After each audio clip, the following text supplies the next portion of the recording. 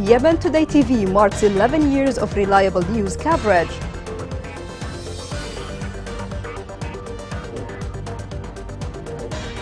Local human rights groups says around 447 have been killed in Yemen during 2022. Thousands of displaced people in Taiz live in dire humanitarian situation.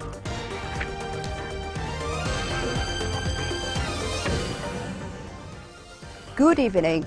Welcome to Yemen Today TV. I'm Abir Ali and you're watching the English news.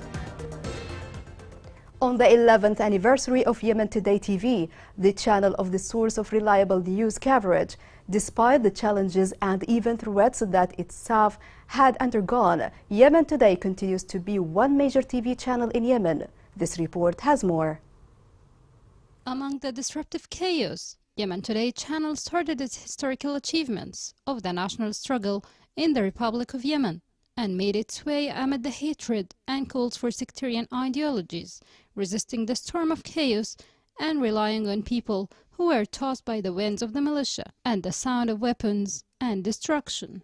This is how Yemen Today began the path of 11 years, and yet the message of Yemen didn't stop, to continue its career with all professionalism and competence, and to draw in the midst of the darkness a ray of hope. In the 5th year of the birth of Yemen Today, the militia was surrounding Sana'a, in which the leader Ali Abdullah Saleh called to rise up in the face of the militia towards the looted homeland. Yemen Today is a media voice in a space occupied by the media wars and fueled by sectarian ideologies, and therefore it was one of the tasks of Yemen Today channel to pursue its message, but this time from the Egyptian capital Cairo, to continue its path with freedom of opinion, professionalism, and the rights of media professionals.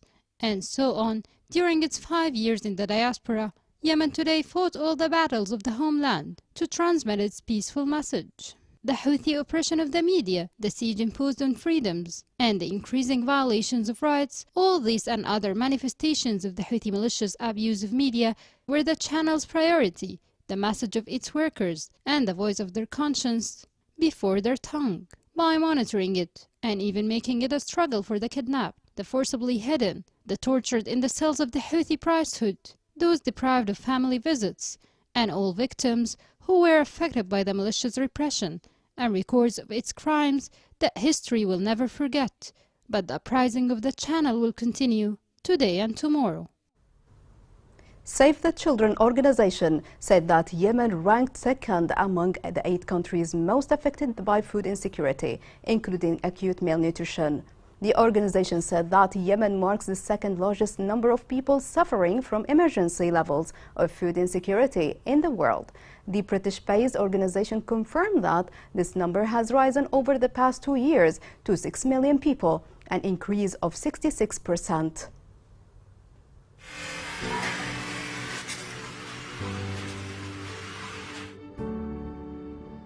أبي مات بشارع 40 دحين أنا أشقى على أسرتي مع باقي اللي أنا أصرف عليهم كل شيء. أنا اسمي أنس غصيب سيف، عمري 12 سنة. أنا أشتغل بورشة حديد من الساعة 7 للساعة 6. أحيانا أسرع، أحيانا أقص، أحيانا أرنق، أحيانا أنقش، أي حاجة أنا أعمل. لا الساعة لما تبدأ الساعة 6 أوقف. أنا وقفت الدراسة علشان ما في أحد يشقى على أسرتي، أدرس أخواني الباقي منهم 4 وأنا الخامس. أحلم إن أفتح ورشة أبي وأشقى على أسرتي وأمدي لهم مصاري وأدرس أخوتي الآخر الجامعات وأطبخ أي شيء.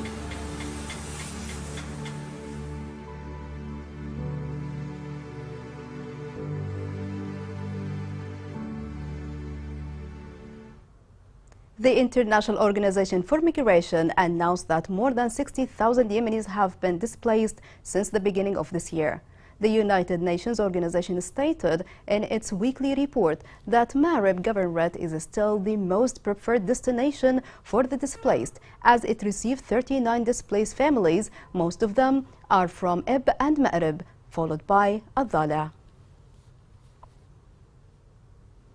Displaced families continue to suffer amid the hard living conditions they face due to the war in Yemen. This report has more. 300,000 displaced people in Taiz suffer from poverty and hunger amid the decline in humanitarian aid. Hassan Qaid is a 40-year-old who got displaced, and now he lives in this tent with his family of 10 children. The war in Yemen resulted in our displacement. Sometimes organizations come and help. Many times they do not. The aid they provide is unstable. The decline in the distribution of humanitarian aid to the displaced and the homeless is putting the lives of these people at risk. Most of the displaced families in camps try to find jobs to have a source of income, but job opportunities are almost non-existent due to the war in Yemen. I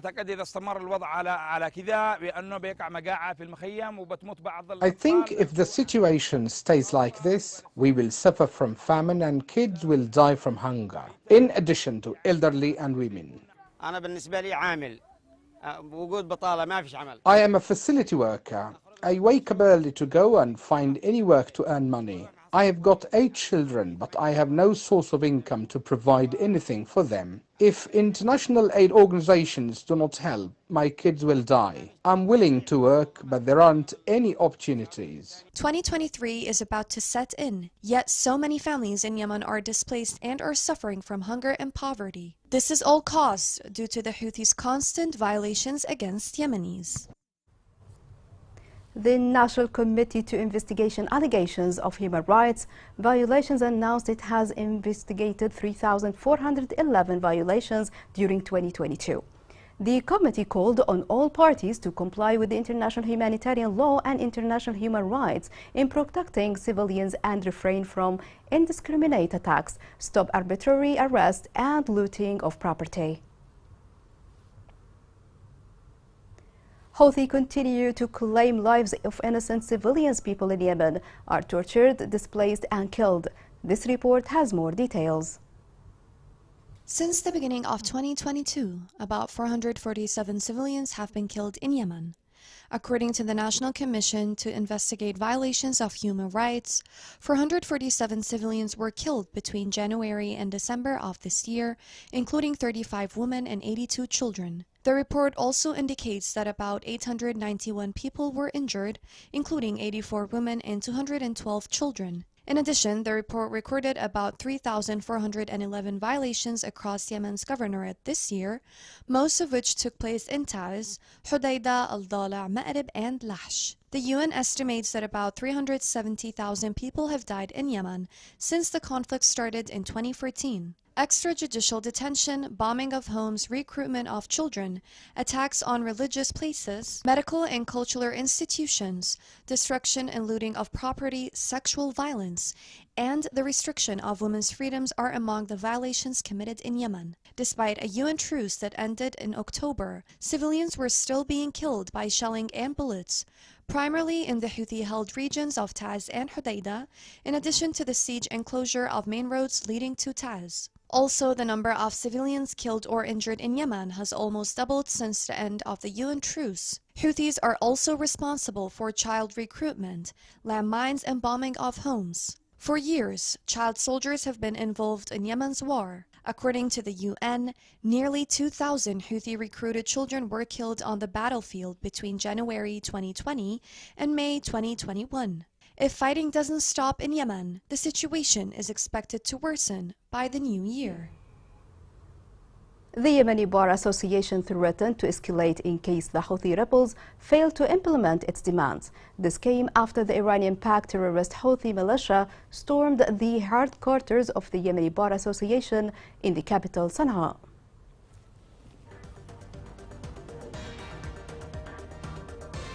Coming next in the news.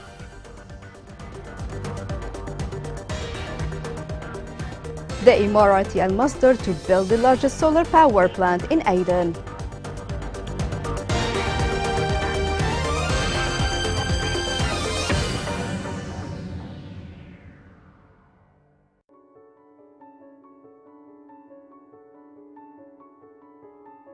نشن نديمه من الغيل والغيلة بعيد، كنا ندي بالدواب نعبي ماء وتشجعنا. ننزل الساعة 5 رجعنا الساعة 9. ما يجي إلا ظهر لأن زحمة ما حد لي يخلي الجهل يغرف وإحنا تعبنا زيادة. وكنت أحس صدري يوجعني وعز قدرك ركبي يوجعيني. كنا ما نستخدم حتى نغسل أولادنا إلا يعني بأيام معدودة. كنت أغيب على المدرسة لأن كنت أروح الدينة. حتى وإن كان يجي الأمطار تروح هدر لأنه ما في معي خزانة. الوقت نشتري ب30,000 هي معها استهلاك ما يغلقش معها الشهر. بس راح تطلب الله ولا أي حاجة، عاملة كل شغلك الماء. Welcome back. This area has overtaken Yemen's electricity infrastructure, with the national grid severely damaged or destroyed by 6 years of unrelenting war. An Emirati project has launched a solar energy project in Aden to counteract Yemen's energy deficit. This report has more details. Yemen's energy grid is in a state of disarray. 6 years of unremitting war have destroyed or badly damaged the national grid, which currently only serves Aden and surrounding governorates that are not in conflict zones. Yemen's electricity infrastructure is outdated and badly maintained, and it is now nearly entirely reliant on important diesel and heavy fuel oil. The portions of the nation controlled by the Houthis in the north and west suffer from unpredictable fuel supplies as a result of a de facto embargo, forcing the people to rely on small-scale solar solutions. Due to the fuel subsidies it receives from the Saudi Arabian government, Yemen's government can afford to sustain its meager generation. Although millions of Yemenis rely on modest solar systems, there hasn't been much advancement in the utility-scale solar, which may allow the nation to use a source of electricity with no fuel costs. In light of these facts, Masdar, a renewable energy producer located in Abu Dhabi, plans to construct a 120-megawatt solar project in Yemen. Earlier this month, the developer and Yemen's Ministry of Electricity and Energy inked a joint collaboration agreement. Transmission lines and transformer stations will be built as part of the agreement. The solar project will be constructed in Aden. The 120-megawatt plant will be the first and largest strategic initiative to generate power from clean and renewable energy in Yemen. According to reports, the government has begun conducting surveys for the project. It did not specify the project completion date or any other information, but it did state that the solar facility will cut the cost of power generation during the day and help Yemen reduce its carbon footprint. After 2016, 2 years after the start of Yemen's civil war, solar became the primary source of energy for Yemeni families, with 75% of the urban population and 50% of the rural population having access to solar energy. The national football team ended its camp in the Egyptian governorate of Bani Suef. The team has preparing for the Gulf 25 tournament, which will be held in the Iraqi city of Basra during the period of 6 to 19 January 2023. Economic reports reveal that Yemen is approaching a new public financial crisis, which undermines a looming economic recession. Reports indicated that social tension and unrest are likely to erupt with the deterioration of living conditions in government areas. The government suffers from weak revenue institutions' capacities to collect local resources, which are not deposited in agreed-upon government accounts. The Houthi militia has decided to cut off the internet from a village in Damar governorate. According to the document, a member of a local council approved the removal of the internet networks from the rooftops inside the village. The document included the punitive measure to discipline those who opposed, obstructed, or refused to remove these networks. The Houthi militia has acknowledged the death of 686 people from epidemic diseases throughout its areas of control. The statistics of epidemiological diseases during the current year 2022 in all governorates amounted to approximately 4.5 million infections. The Houthi militia often evades acknowledging the invasion of many epidemics in the areas under its control, which exacerbates the health conditions of thousands of citizens. Although Maghreb Governorate is seeing a marked growth in infrastructure, the sanitation sector is hampered by an inability to resolve the sewage problem. This report has more details. At a time when Maghreb Governorate is experiencing a qualitative leap in infrastructure and civilizational advancement, the sanitation sector is plagued by a complete inability to solve the sewage problem. The unsettling manifestations caused by the overflow of sewage in many places throughout the city endanger the health and environment of residents. مشروع الصرف الصحي هو مشروع يعتبر من البنية الأساسية للمحافظة. The sewage system is a critical piece of infrastructure in the governorate. Although Maghreb is regarded as one of the best in terms of street cleanliness and routine restorations, its sewage problem is severe. We demand that local authorities treat this issue seriously. Maghreb Governorate, although beautiful, suffers from dire sewage complications. We call on the local authorities and administration to direct their attention to our crisis to help fulfill Maghreb's potential. The practice of haphazard sewage drilling has risen rapidly in recent months, without adequate planning or measures that may stop sewage water from spilling into residential neighborhoods and side streets. Since the wells are only used for a short time before their covers collapse, this results in an environmental disaster that endangers children's lives and jeopardizes the general public's health. Every day, a new vehicle plunges into these pits and new victims appear. This is the most pressing issue the governorate is facing, with 3 million displaced people living here. However, no strict measures have been taken to ensure the safety of civilians.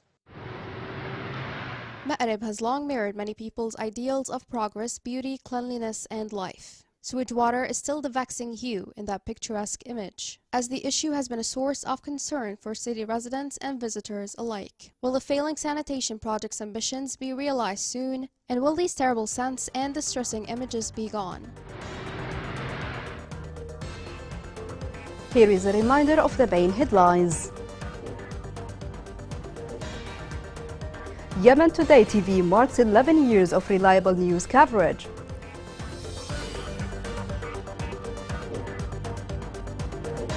Local human rights groups says around 447 have been killed in Yemen during 2022. Thousands of displaced people in Taiz live in dire humanitarian situation.